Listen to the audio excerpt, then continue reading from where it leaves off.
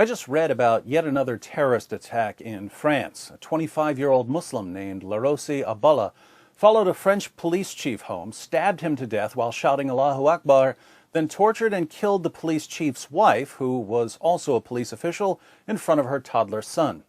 Now, the typical response to these attacks from moderate Muslims who don't approve of terrorism, is that people like Abdallah have misunderstood Islam, and that anyone who associates his actions with Islam must be a racist, Islamophobic, hate-mongering bigot. Based on this common response, I have three questions for moderate Muslims. First, suppose the toddler whose mother was tortured to death in front of him in the name of Allah grows up and remembers what happened the night his parents were brutally murdered. Suppose he starts wondering why Abdallah killed his parents, and that he turns to Islam's most trusted sources to seek understanding. In those sources, he finds Allah commanding his followers, fight those who do not believe in Allah. Strive hard against the unbelievers and the hypocrites and be unyielding to them. Fight those of the unbelievers who are near to you and let them find in you hardness. In the Hadith, he finds Muhammad declaring, I've been commanded to fight people until they bear witness that none has the right to be worshipped but Allah. If this young man, or any other victim of an Islamic terrorist attack, studies the Muslim sources and sees a connection between the attack and the commands of Islam, would he be a bigot for becoming concerned about the spread of Islam? I can only assume that the answer is yes, because no matter how many people are slaughtered in the name of Allah, and no matter how clearly such attacks are commanded by Allah and Muhammad, moderate Muslims call people hate-mongers and bigots for expressing any concerns about Islam. This brings us to my second question for moderate Muslims.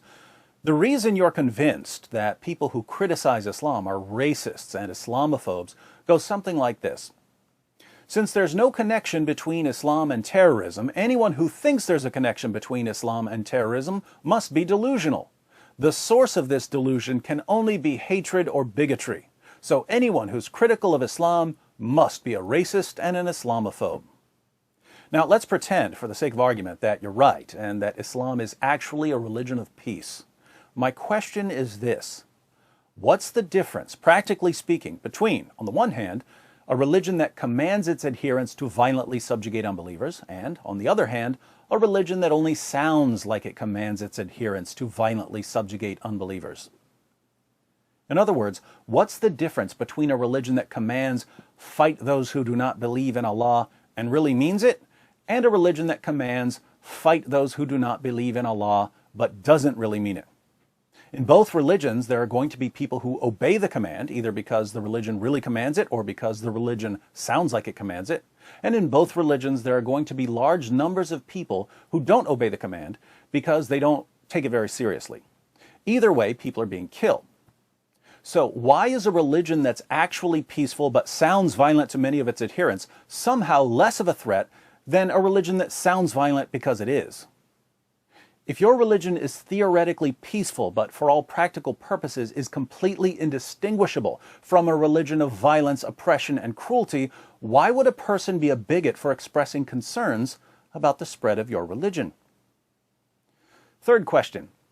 Again, assuming that Islam is actually peaceful but only sounds violent due to all the misunderstood but otherwise crystal clear commands to violently subjugate non-Muslims, what do you propose to do about the growing population of Muslims who misunderstand Islam and conclude that their highest religious duty is to slaughter unbelievers and hypocrites? Here your standard answer is, well, we're just going to keep insisting that they're wrong. We're going to keep saying that they don't represent us. We're going to keep marginalizing them. We'll say it in a press conference. Two problems with this answer. First, jihadis don't care what you say about them because they regard you as heretics. When you throw out some of the clearest commands of Allah and Muhammad because you don't like them, you become just as much of a target as the rest of us, because the Quran commands Muslims to wage jihad not only against unbelievers, but also against hypocrites. Second, you've been saying that jihadis don't represent you for years. You've been marginalizing them for years, and terrorist attacks are increasing rapidly. Here's a chart of global deaths from terrorism between the years 2000 and 2014. Do you see the rapid increase in recent years? That's the kind of curve you want to see if you're checking your bank account or your YouTube subscribers, but not if you're looking at a chart of people being slaughtered. This curve means that your current strategy is about as effective as the Bring Back Our Girls hashtag campaign was for rescuing girls kidnapped by Boko Haram. Jihadis don't care about your hashtags, and they definitely don't care what you say at your press conferences.